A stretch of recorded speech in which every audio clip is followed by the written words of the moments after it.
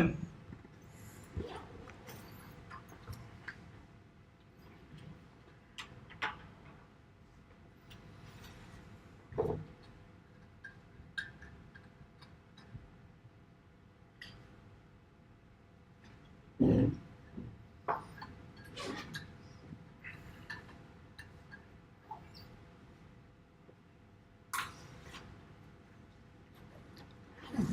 was all prepared to be hot. I even said, what shirt should I wear that won't show sweat stains? And thought this one would be a good one. And turns out it's cold.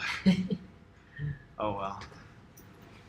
It's preparing me for my Christmas in Wisconsin. Oh, are you going home? Well, I was born in Ohio. I got siblings in Chicago and Milwaukee. Oh, yeah. I know what's home anymore. Now he's home now. It's going to be freezing, isn't it? Yeah, it already is. There's a big snowstorm in Chicago. My little sister was stuck at home. I guess they were having snow lightning or whatever it's called. I've never seen that. Oh, what is that? That's where, or snow thunder or something. Whatever. I mean, there's electric discharge during a snowstorm. Wow. Sounds fun. Yes, doesn't happen here too often. Although there was snow in Haleakala. Oh, yeah. When that was a couple days ago, or? Oh, was it? Oh, I remember it last year. Yeah. Well, this calendar year, last school year. I think in school years. Spring 2018. Anyways, we're digressing with. Wow, we're at 5 students. Let's hopefully more show up. All right, well, we'll find out. Okay. Anybody have any questions about anything before we start? So, there is some stuff that's going to be on the final and the cover after this chapter. There's some missing pieces that I want to make sure you see from just because we're looking at the test and making sure you have everything. All right. Our capacity just increased by 20%. But so that will be on the final. But the rest of the stuff I'm going to talk about today, pretty much the only thing you know about how to do on the final is this bond order, the number of bonding minus the number of antibonding divided by 2. I give you the equation. You have to know how to use it, and just for that, it's also for homonuclear diatomics. So homo, same nucleus, diatomic 2 atoms, and it's only for the sigma one, sigma star. So the idea behind molecular orbital theory is that the electronic and magnetic field of the electrons and the attraction of the nuclei create new molecular orbitals. The atomic orbitals disappear, the molecular orbitals form, and they populate the same idea, low energy to high energy, using the Pauli exclusion principle and Hund's rule. That's just like with the Aufbau principle, all the stuff in chapter 8. So same thing. And you can, for the S's, they can constructively form a bonding orbital and destructively form an anti-bonding orbital. And the bonding orbital is lower energy, anti-bonding orbital is higher energy. And then the bond order is the number of the bonding minus the number of anti-bonding divided by 2.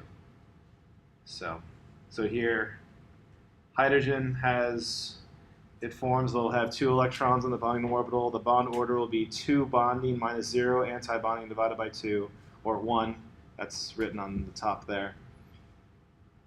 Helium, 2, so it'll have 2 bonding and 2 anti-bonding, so it'll be 0 over 2 or 0. But if there's a helium positive ion, that molecule is in fact stable, and we do see that in places like the sun. Helium plus and helium plus 2.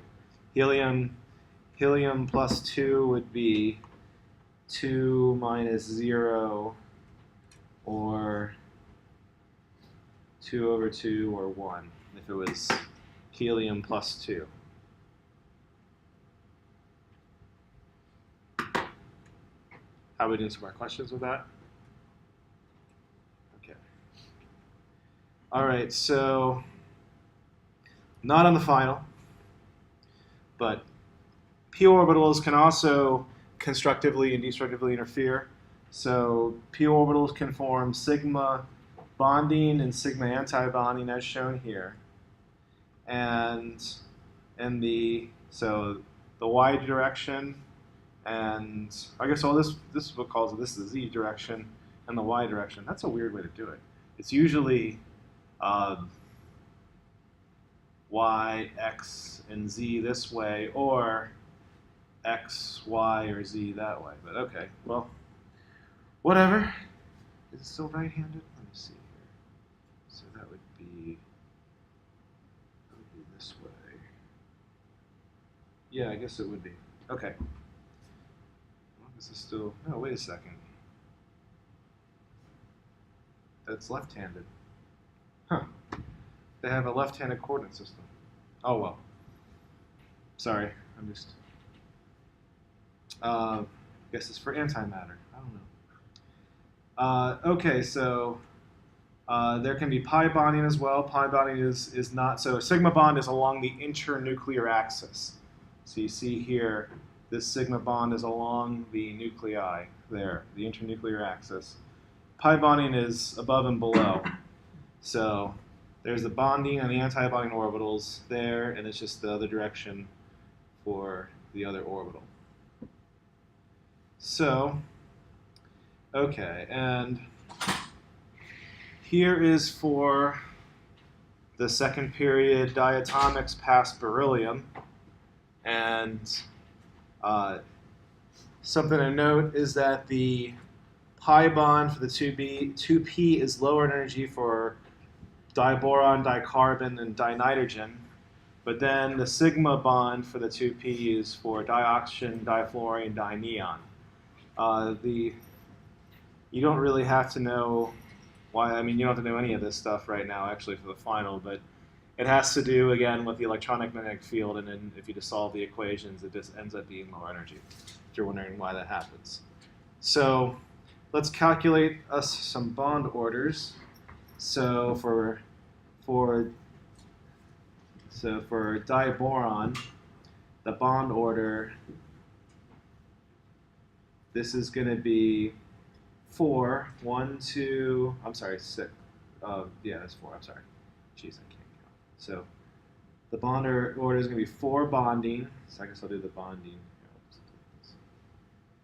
So the bonding here,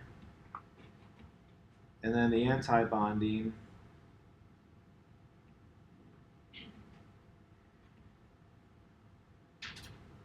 divided by 2 is 1. So B2's bond order is 1. So is this, I know I'm going over the bond order in great length, and you can probably see why I'm doing this because it's on the final. But do you see we have the bonding, because this is bonding because there's no star. The stars mean anti-bonding, the ones without the star are the bonding. There's 1, 2, 3, 4 bonding, 2 anti-bonding divided by 2, so 4 minus 2 is 2 over 2, or 1. Does this make sense? The other thing to note is that there's unshared electrons here. This is known as the paramagnetic, so that means that this will respond to an external magnetic field. When you look at carbon, everything is paired up, so this is diamagnetic. This does not have a reaction with an external magnetic field. Same thing with nitrogen. Then oxygen over here, oxygen is unpaired, has 2 open unpaired electrons, so then this will respond to an external magnetic field. And this is the reason why molecular orbital theory is considered valid, and VSEPR and Lewis theory is not. But it's more than just this. It's things like the helium-2+, for instance, that can form, which has not been predicted by Lewis theory. And fluorine is diamagnetic. Neon is unstable. It does neon, at least neon neutral, does not form. So a couple other things. So has anyone heard of a peroxide before? I'm sure you've heard of a peroxide. Peroxide means this. When you have oxygen in this state. So this is a peroxide, Has anyone ever heard of a superoxide before? So, a few people have. This is a superoxide. So what? Why do we care? Peroxides are very reactive. Superoxides, as written here, are even more reactive. So, I mean, like you touch them and they blow up kind of thing. Same thing with peroxides. So peroxides are very, very reactive, including hydrogen peroxide. So if you mix hydrogen peroxide with certain metals, it can start to react quickly. For hydrogen peroxide, it'll more catch things on fire. It tends not to blow up. So, but superoxides, they're very, very touch sensitive. So be careful. Well, I doubt that you'll run into superoxides in your everyday life. Another interesting piece of information. So has anyone ever seen the Northern Lights? I have. Aurora Borealis. They're really pretty. They come from typically N2 plus and O2 plus. So if you rip off an electron here, or you rip off an electron here, so the Aurora Borealis, it comes from, it's also the Australo Borealis, whatever. Have you seen that in? I haven't seen it yet. Okay. So, and is it the South Island? Yeah, it's a southern island. Yeah, and you never New saw Zealand. them. Okay. But okay, where they come from, so here's the Earth, so the positive North Pole, negative South Pole, and then there's the field lines of the Earth. And the charged particles, so charged particles come from the sun and from other sources, they get funneled to the North Pole and then to the South Pole. And then these charged particles can ionize oxygen and nitrogen, and then those also fall along, since these are paramagnetic. They're both N2 plus and O2 plus are both paramagnetic. They can fall along the field lines too in those areas. So you get the wavy kind of looking northern lights from that. And they're really pretty. So, although I guess the sun's becoming less active right now. Okay, so this is where we left off last class. Draw the molecular orbital energy diagram, determine the bond order for the N2 minus ion. Is it to be stronger or weaker than the N2 molecule? Is it diamagnetic or paramagnetic? Okay, so first things first, sum the electrons. And we have 2 times 5 for the nitrogen plus 1 for the minus 1 ion, so we have 11 electrons. So this is how we fill it up. 1, 2, 3, 4, 5, 6, 7, 8, 9, 10, 11. Do you see how I filled that up? Lowest to highest, and then when you go across here, you start like that, and before you pair it up. So let's look at the bond order. The bond order is the number of bonding. So 2, 4, 6, 8. So 8 bonding minus the number of anti-bonding. 2, 3 divided by 2. 5 halves, or 2 1/2. Is it diamagnetic or paramagnetic? This is paramagnetic. Para because we have this and not that. And do you expect it to be stronger or weaker than the N2 molecule? N2 is got a bond order of 3. So this is N2 minus, has that extra electron, which means, and it goes into the anti-bonding orbital. So it's 8, without N2 regular is 8 minus 2 divided by 2, 6 halves, or a bond order of 3. And this is a bond order of 2 1/2. So because of this, this molecule is less stable. It's still a pretty stable molecule, but it's less stable. So therefore N2 minus is weaker than N2. Does everybody understand this? Questions with this? Yeah, please. Can it ever be negative or What do you mean by negative? Negative bond order? not? Yeah, can there ever be more like candidate bonding than bonding? You can, but the molecule will form. So So it won't be a question. it won't be stable.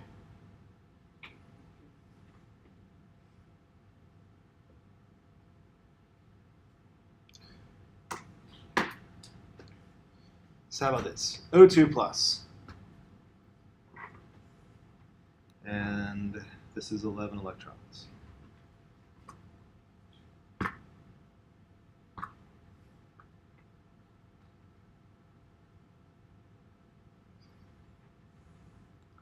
One, 2, 3, 4, 5, 6, 8, 9, 10, 11.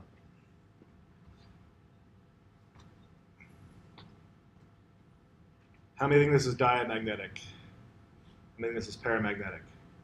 Okay, good. You're going for paramagnetic. You probably knew that already because it's an odd number of electrons. So oxygen normally has 6, so it's plus 1, so it's minus 1 electron, 11 electrons. And already with that odd electron, you'd think it's paramagnetic. But then you fill the diagram, you find out it is. And like I said, pretty stuff in the Northern Lights. If you want to look at the bond order, it's going to be the same as the last one. It's isoelectronic, same number of electrons. So number of bonding. This is the anti-bonding. Number of bonding electrons is 2, 4, 6, 8 minus 1, 2, 3. So 8 bonding minus 3 anti-bonding divided by 2 is 2.5. Okay. Have any more questions? All right. So what do we do when it's not homonuclear?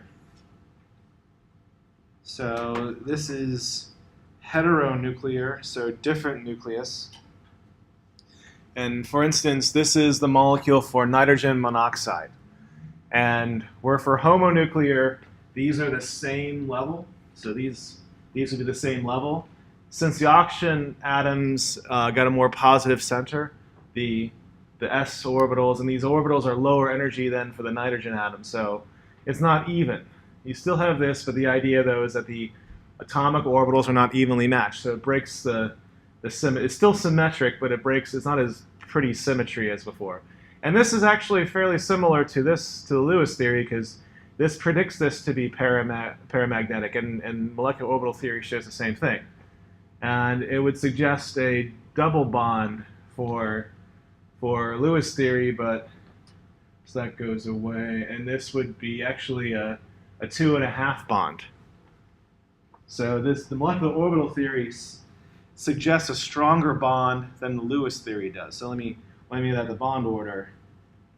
The bond order are the bonding electrons. So 2, 4, 6, 8 minus 3, 1, 2, 3. So it's 8 minus 3 over 2 is 2.5. So, but it's, I mean, you can measure the bond strength, but it's, that's not something that is obvious. It just means we would require more energy to break the bond than it would be for the Lewis theory. So, questions with this? And how do lone pairs work? Lone pairs work. So here is hydrofluoric acid. Lone pairs in molecular orbital theory they stay as atomic orbitals. They don't form new orbitals. So here's for hydrofluoric acid. And the 1s orbital of the hydrogen atom and then the 2p and the fluorine form a sigma bond and a sigma star. And then these electrons populate, so the fluorine shares 2 electrons with the hydrogen, but it holds on to its 2s and 4 the 2p's. So it holds on to 6 of electrons. So this is the the Lewis theory is this. I guess I should write it backwards. Sorry.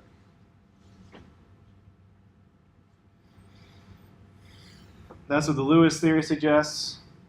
And so fluorine would keep six of its electrons. I mean, not listed are the 2s, and it keeps them down there. So fluorine keeps its electrons in the 2p, the 4 electrons in 2p's, and 2 in the 2s. So it keeps on the 6, just like Lewis theory predicts the lone pairs there. So it's similar, but at least in bonding scheme. And they're both single bonded. So, okay, and then, so what about polyatomics? So this is like if you have 3 carbons, and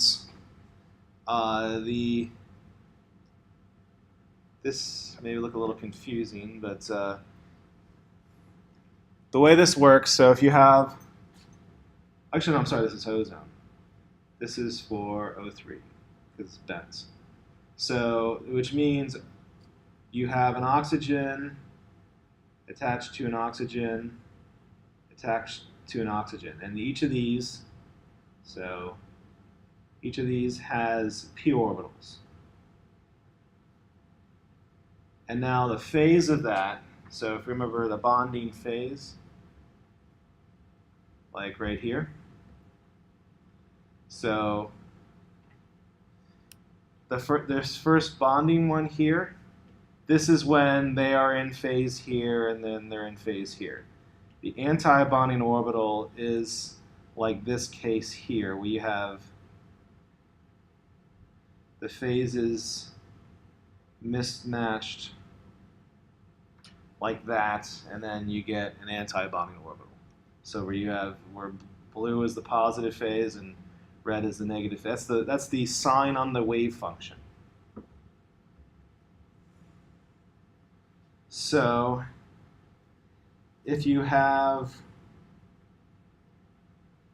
all of the top atoms in phase and the bottom atoms in phase, you get the lowest energy orbital right there. And then if you have this situation like this, where you have 2 in phase in that direction, and you can have another one where you have 2 in phase this way. So those 2 orbitals of the same energy, that's known as degenerates. So, and then the last option is where they're just completely out of phase like this, and that's the lowest energy, or that's just the highest energy orbital. And some things to note, the ones that are all in phase, they have the fewest nodes. There is a node, but it goes along the internuclear plane. I guess there's 3 atoms here, so there would be a node along the internuclear plane. This one here would have a node here, and if you have the opposite where these 2 are positive and that one's positive, you would have a node here. So for the 2 degenerate orbitals. And then for the one completely out of phase, there's an extra node. There's 3 nodes in this one because these all have nodes in the internuclear plane. So, and as drawn here, the orbital diagram, so this is known as the highest occupied molecular orbital. So if you see something says HOMO, all capital letters, it means highest occupied molecular orbital. And LUMO, this stands for lowest unoccupied molecular orbital. That becomes more important in organic chemistry, and also even more important in physical chemistry and physical organic chemistry. So, how we answer our questions? Not that it matters so much for this class. Okay, so why do I care? This is also the reason why carbon monoxide can kill you. So carbon monoxide is very similar to cyanide poisoning. So cyanide and carbon monoxide work very similarly. So, of course, I've never had carbon monoxide poisoning, but apparently you get a terrible headache to begin with, and then you become confused. And the telltale sign is pink around your fingers. So if you find someone who's unresponsive and then they're really pink right around their fingernails, and it works for any skin tone as well. So very dark complexion people will have really pink coloring around their fingers. And it's suffocation. When you have carbon monoxide poisoning, you suffocate. And the reason is that carbon monoxide bonds more strongly to iron and hemoglobin than oxygen does. So this is my limited artistic representation of hemoglobin.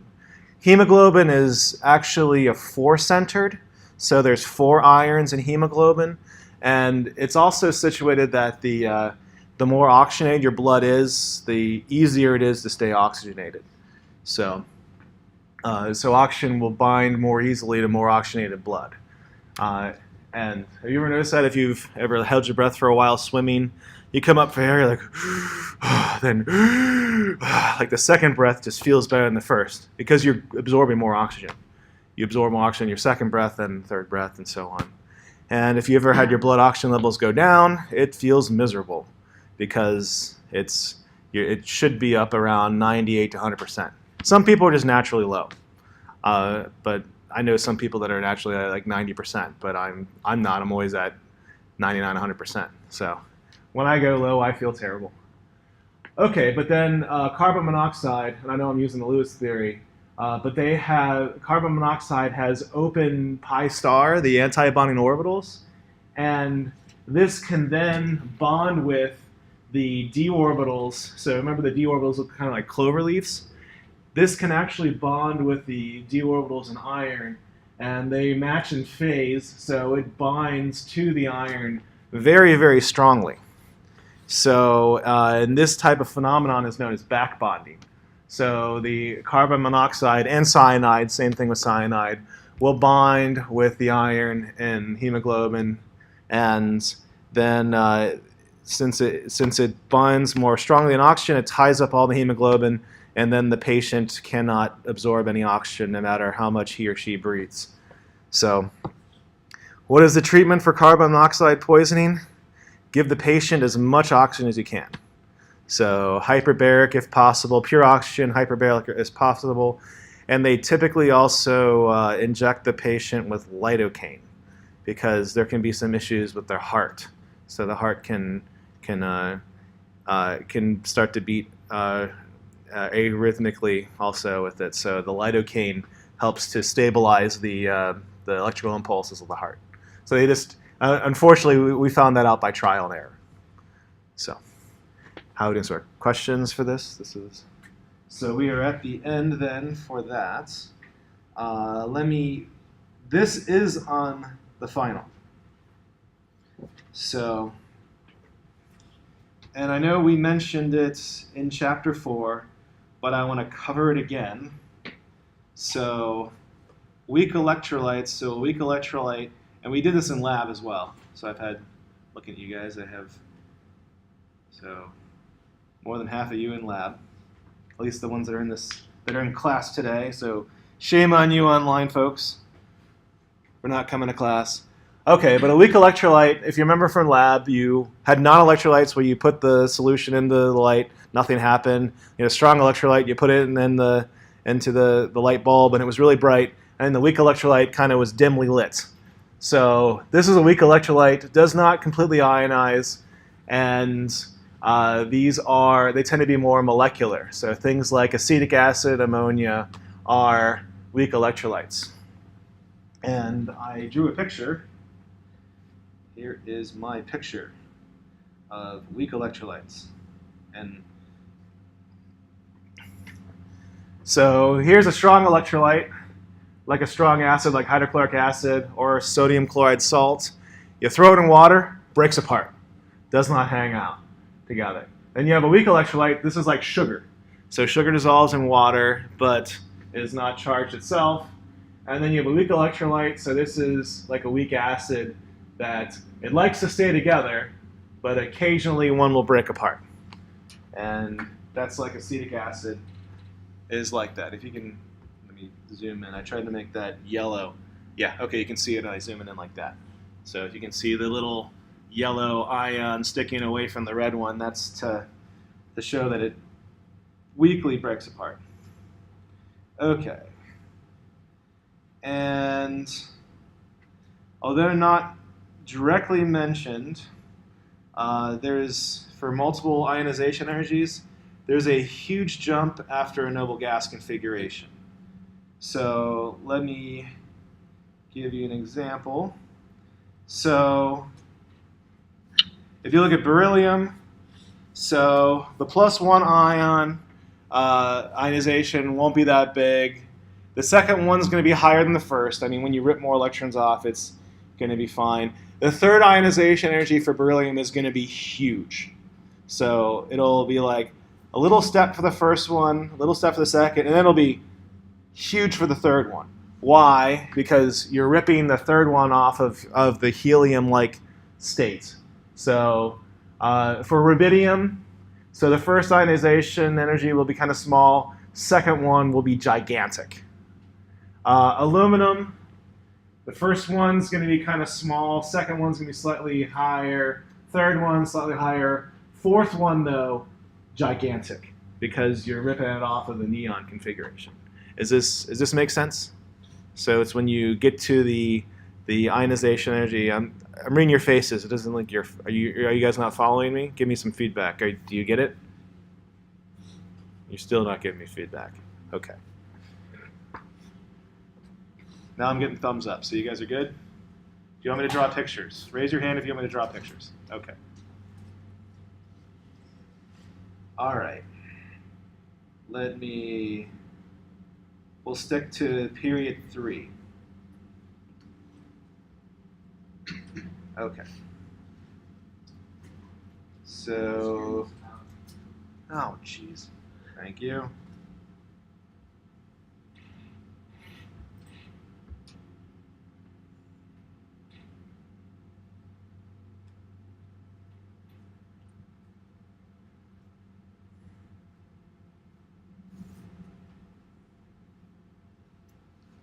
So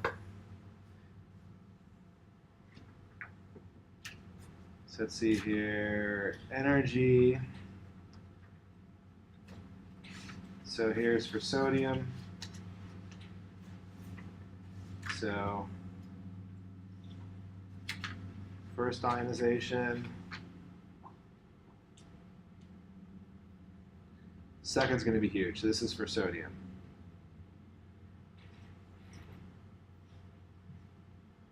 Magnesium.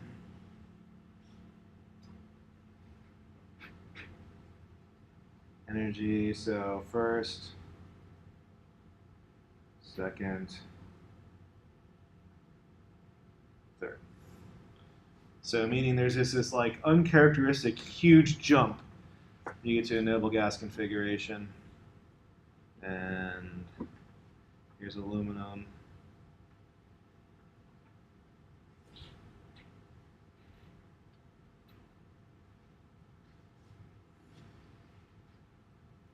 Oh wait, no.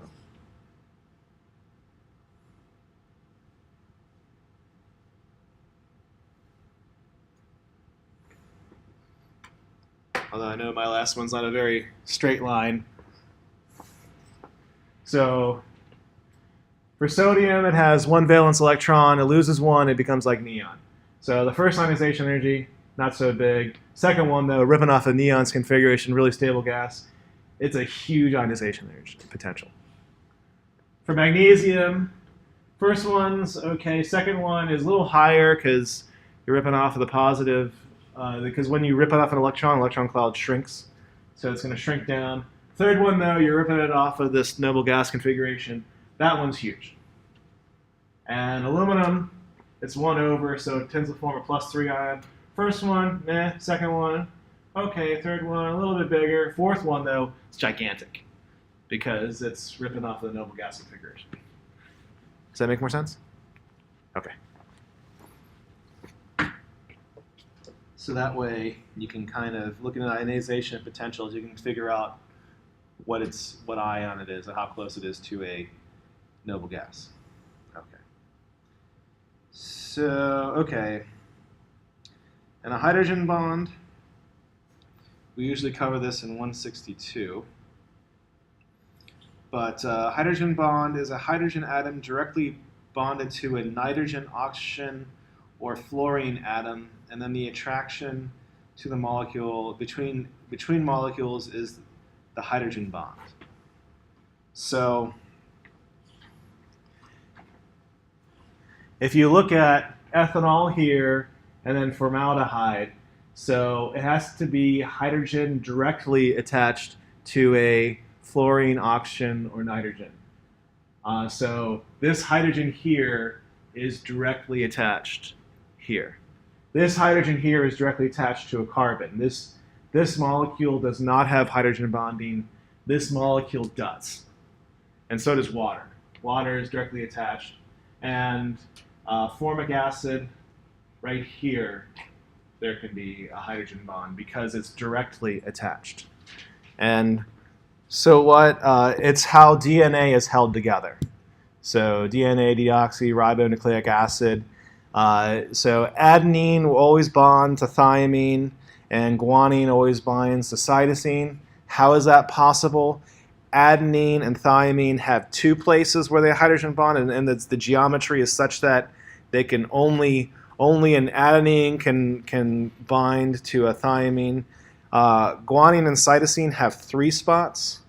So, and it's oriented such that only a guanine will bond with a cytosine. A guanine will not bond with a guanine. And a guanine will not bind with adenine or thymine either because of the 3 versus 2. So cytosine and guanine actually bind more strongly than adenine and thymine because there's 3 bonds instead of 2. And DNA, it makes sense because DNA likes to hang out together, but it's not impossible to unzip. So DNA unzips, and it's really easy to unzip it. It uses there's an enzyme called helicase. It just unzips the DNA, and then it can replicate, or messenger RNA can form over the spot where it unzips. So, okay, but the point is, the hydrogen bond is when you have this circumstance here, and here, and here, and not there. Because it's directly bonded. It has to be directly bonded to an oxygen, nitrogen, or fluorine. So, and then it's typically shown with 3 dots, like so. And this is usually shown in the in Gen Chem 2. But there is a question about this, so I just want to make sure everyone can get it. At least in this classroom. You guys are gonna all get this one right? So, does this make sense? Do you have any questions with what a hydrogen bond is? There will be much more discussion, of course, next semester, but I don't want to go into a long talk about intermolecular forces. Okay. All right, and then just although you probably have learned this in the laboratory, there is one question where it asks you to estimate the measurement of something. Can you see that? Yes, you can. Okay, so for the volume measurement on a graduated cylinder, so this would be between 30, so this is 35, 1, 2, 3, 4, 5, 36, and then you can guesstimate within the 10th of the scale. So I look at this looks like 7/10 of the way up between here. Oop. Could be 6/10. I wouldn't say 8. I wouldn't say 8, but it's somewhere 6 or 7. So, and then it's plus or minus. So this would be,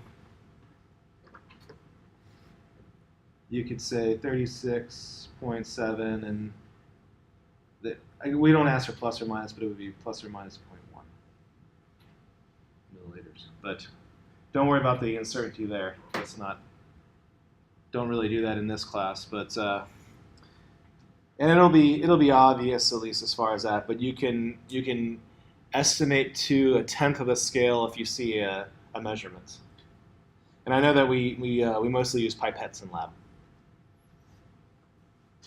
This is one of the things that I don't like about some of the chemistry that we teach, because it's outdated. No one ever does this anymore. I mean, graduated cylinder's not calibrated, and robots do our work for us anyways. So there's very few places that you'll do a calibration. Maybe if you work like if you're at a startup company for a brewery, like if you're making like a microbrew and you're doing titrations, they'll probably have you do the titrations rather than have a robot or send it out to a lab. I could see that, something like that, like a startup company that's doing something that's of very little consequence. Because if you mess up your beer, you mess up your beer. But if you're doing something like if you're working on something that has baby formula in it, I mean, you're going to be paying. Even a startup company is going to be paying something like a huge amount of money to have a very accurate test done, because if something goes wrong and something happens, you're going to get sued. But if you sell a bad batch of beer, no one, it might upset a few people, but you're not going to be sued for millions of dollars. Okay, but all right. Questions though? So that's it for the hidden topics that I didn't cover super explicitly. But for the rest of the day, so we have I have another lecture prepared where I can go over the test 3 that we're not going to have. But I wanted to start doing some review. And I thought one of the ways we could do it is do what's called like an emporium model, where I solve a problem and then I let you guys solve a problem, and I go through and I see where you're getting stuck and help you out. Or if you just rock on and keep on going, then I don't stop. Okay, so I'm going to solve 43 and I'm going to let you work on 44. Zinc sulfide reacts with oxygen according to this reaction. A reaction mixture initially contains 4.2 moles of zinc sulfide and 6.8 moles of oxygen. Once the reaction has occurred and is completely as possible, what amount in moles of the excess reactant remains? So we have to figure out which one is the limiting reagent.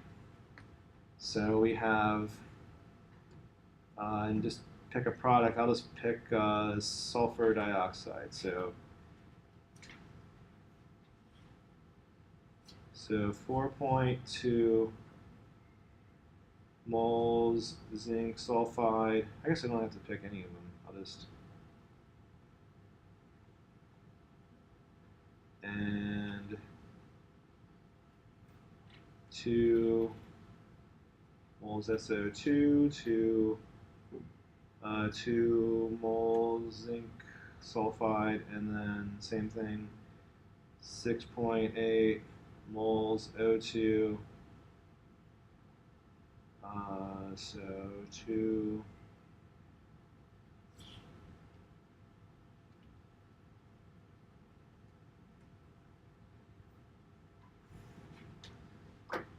So if you look at the balanced equation, would it help if I flip this? Not really. Okay.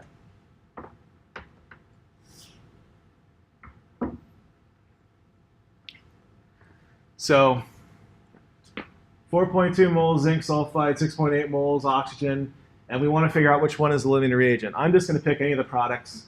It doesn't really matter. When we're trying to figure out which one is the limiting reagent, and it's nice that zinc oxide and sulfur dioxide are the same molar ratio. So 4.2 moles of this and 6.8 over that. So 4.2, this is going to be 4.2 moles of sulfur dioxide product, and 6.8 times 3 halves.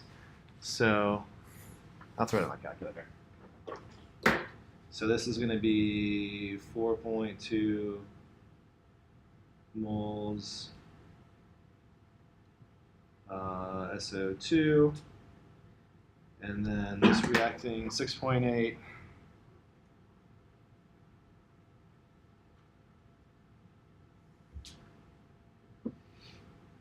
6.8 times 2 divided by 3. We get 4.53. So this means that this is the limiting reagent. That one is the limiting reagent. And so how much, so now he has a, how much O2 will be consumed? So it'd be 4.2 moles zinc sulfide times 3 moles O2 to 2 moles zinc sulfide. So 4.2 times 3 divided by 2. We get 6.3.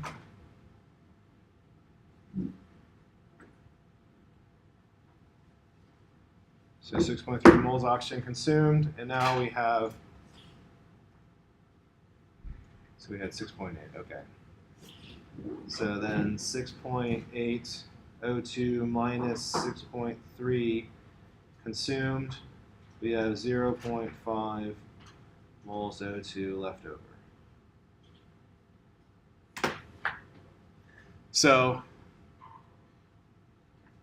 recap for this one. We're given certain amounts of reactants and products. I'm sorry, a certain amount of reactants, and say how much is left of the excess.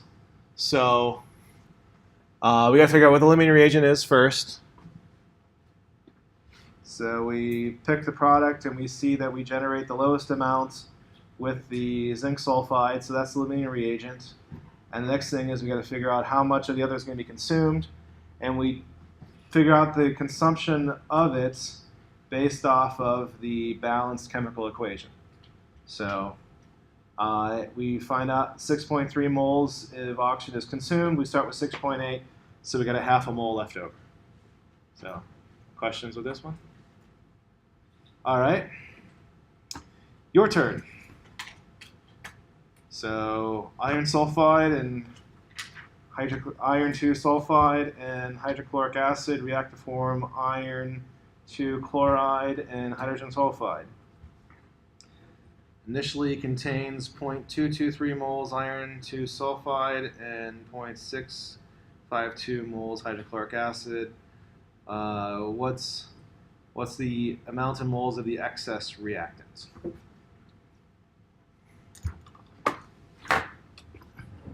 And I'm going to turn off the